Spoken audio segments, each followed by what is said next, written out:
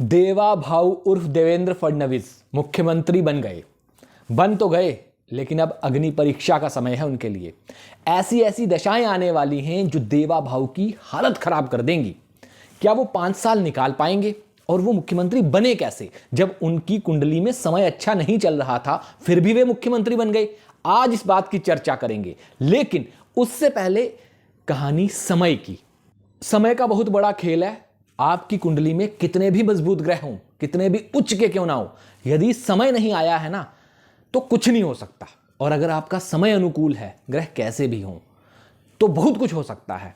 ये उदाहरण है देवा भाऊ की कुंडली से, ये उदाहरण है मर्यादा पुरुषोत्तम श्री राम की कुंडली से। मैं इसीलिए आपके लिए एक कार्यक्रम ला रहा हूं, आपके लिए एक अलग से चैनल ला रहा हूं, ज्योतिष चर्चा, जिस पर मैं आपको ज्योतिष की बारीकियां बताऊंगा ताकि आपको भी ज्योतिष समझ आए। तो मेरे उस चैनल को सब्सक्राइब जरूर कीजिएगा, ज्योतिष चर्चा को। मैं नीचे डिस्क्रिप्शन में उसका लिंक भी दूंगा। ज्योतिष से रिलेटेड सारे वीडियोस, आपकी क्वेरीज उस पर सॉल्व की जाएंगी, आपके हर सवाल का जवाब उस पर दिया जाएगा। लेकिन फिलहाल बात करते हैं समय की और देवेंद्र फडणवीस की। समय की बात करें, देवेंद्र फडणवीस की बात करें, उससे पहले बात मर्यादा पुरुषोत्तम श्री राम की। क्या आप जानते हैं भगवान श्री राम की कुंडली में 5 ग्रह उच्च के थे।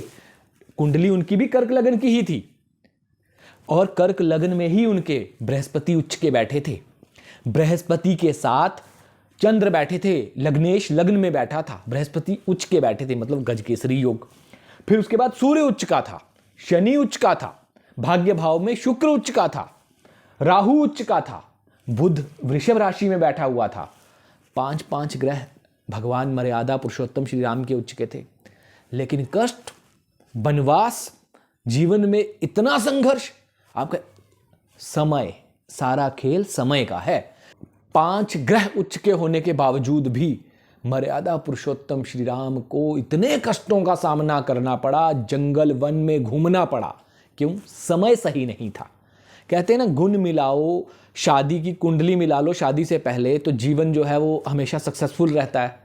36 के 36 गुण मिले थे मर्यादा पुरुषोत्तम श्री राम के, लेकिन फिर भी माता सीता को कितने कष्ट भोगने पड़े 36 गुण मिलने के बावजूद भी। इन सब की कहानी मैं अपने ज्योतिष चर्चा वाले वीडियो में बताऊंगा।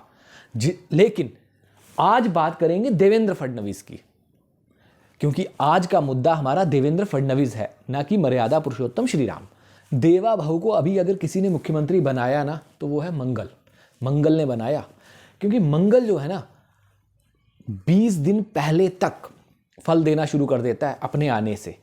और आप देखिए कितना टाला गया, कितने समय को निकाला गया, और आखिर के 20 दिन पहले ही देवा भाऊ डिक्लेयर हुए, और 20 दिन पहले ही देवा भाऊ जो हैं वो मुख्यमंत्री के लिए फिक्स हुए।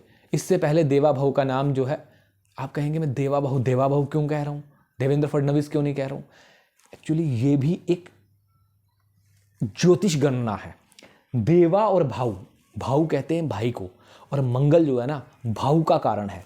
मंगल के असर के लिए देवा भाऊ पूजा तो कर रहे हुए होंगे, अपना नाम तक बदल दिया था, देवेंद्र फडणवीस से देवा भाऊ बन चुके थे। तो देवेंद्र फडणवीस ने मंगल को मजबूत किया, और आप देखिए समय भी वैसे वैसे निकाला गया, नाम नहीं डिक्लेयर किया गया। जैसे ही 20 दिन बचे, देवा भाऊ का नाम घोषित किया गया कि अब तो देवा भाऊ कंफर्म है, देवा भाऊ ही शपथ लेने जा रहे हैं, देवा भाऊ ही महाराष्ट्र के अगले मुख्यमंत्री। लेकिन तब तक पूरा असमंजस बना हुआ था। हर आदमी यही सोच रहा था कौन बनेगा यार, कोई सरप्राइज तो नहीं आएगा, क्या होने वाला है। क्योंकि दूसरी तरफ योग नहीं थे, वो लोग थे, यहां भी योग नहीं था। लेकिन देवा भाऊ नाम बदला गया। फिर देवेंद्र फडणवीस का सबसे बड़ा पॉजिटिव पॉइंट क्या था कि मंगल की दशा आने को सिर्फ 20 दिन रह गए थे। अब जब मंगल आने ही वाला है, तो उसने अपना अच्छा प्रभाव, राज दरबार यहाँ का मालिक है, राज दरबार का प्रभाव भी दिया, तो देवा भाऊ बन गए मुख्यमंत्री। लेकिन अब मंगल वक्री होने वाला है, नीच का भी है, तो देवा भाऊ के लिए और समस्याएं पैदा करने वाला है। क्योंकि इस वक्त गोचर में भी मंगल नीच का चल रहा है, और देवा भाऊ की कुंडली में भी नीच का चल रहा है, और वक्री भी जब हो जाएगा तो 1 महीना देवा भाऊ के लिए बहुत सरदर्दी वाला है।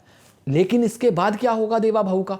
देवा भाऊ का सबसे खतरनाक टाइम आएगा 2027 के 5वें महीने से 2028 के 6ठे महीने तक। तब देवा भाऊ अपनी कुर्सी को लात मार सकते हैं, छोड़ सकते हैं, त्याग कर सकते हैं, क्योंकि तब देवा भाऊ को शनि चलेगा, और वो शनि है नीच का। तब देवा भाऊ फ्रस्ट्रेट हो जाएंगे, परेशान हो जाएंगे, कहेंगे ऐसी की तैसी मारो गोली, नहीं करना कुछ, छोड़ो, लो वही कुर्सी तुम ही संभालो। ऐसी हालत आ जाएगी देवा भाऊ की। अगर देवा भाऊ ने वो पीरियड 5/27 से 6/28 का निकाल लिया तो देवा भाऊ महाराष्ट्र के इसके आगे भी मुख्यमंत्री बनेंगे, क्योंकि फिर बुध और शुक्र की दशाएं हैं जो देवा भाऊ के लिए अच्छी हैं। लेकिन 5/27 से 6/28 तक देवा भाऊ के लिए समय अच्छा नहीं है। दूसरी बात, देवा भाऊ अपने लिए अच्छे हैं, देवा भाऊ साथियों के लिए कुछ खास अच्छे नहीं हैं। जैसे देवा भाऊ, आपने देखा कि जब प्रधानमंत्री को वोट दिलवाने की बात थी, लोकसभा सीटों की बात थी, तब देवा भाऊ फेल साबित हुए, लेकिन जब मुख्यमंत्री वाली बात आई तो देवा भाऊ सक्सेसफुल हो गए। इसी तरह देवा भाऊ, जब जब देवा भाऊ का जिन्होंने सपोर्ट किया, देवा भाऊ उन्हीं को काट के आगे हो गए, क्योंकि देवा भाऊ की कुंडली में ही है कि इनसे किसी को फायदा नहीं मिल सकता, लेकिन इनको दूसरों से जरूर फायदा मिल सकता है। इनसे किसी को फायदा नहीं मिल सकता क्योंकि इनका लग्नेश 8वें घर में बैठा है। इनको दूसरों से फायदा मिलेगा क्योंकि सूर्य लग्न में बैठा है, द्वितीय घर का मालिक लग्न में बैठा है। यह है देवा भाऊ की कुंडली। मर्यादा पुरुषोत्तम श्री राम के 36 गुण मिल जाते हैं, फिर भी कष्ट।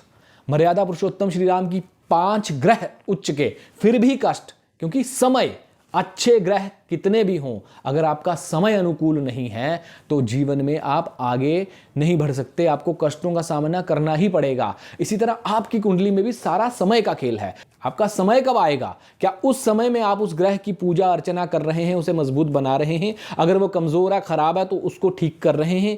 अगर आप ठीक कर रहे हैं, आपका समय सही है, तो आप जीवन के किसी भी शिखर पर पहुंच सकते हैं, जहां आप चाहें वहां पहुंच सकते हैं। अगर आप ज्योतिष से रिलेटेड कोई भी चर्चा करना चाहते हैं, ज्योतिष की जानकारी लेना चाहते हैं, ज्योतिष के बारे में सीखना चाहते हैं, तो हमारे ज्योतिष चर्चा YouTube चैनल पर जरूर आए। अब से हम ज्योतिष के वीडियो ज्योतिष चर्चा YouTube चैनल पर चलाएंगे, उसी पर आपसे मुलाकात करेंगे, इस पर बाकी वीडियोस बनाया करेंगे। बहुत बहुत धन्यवाद।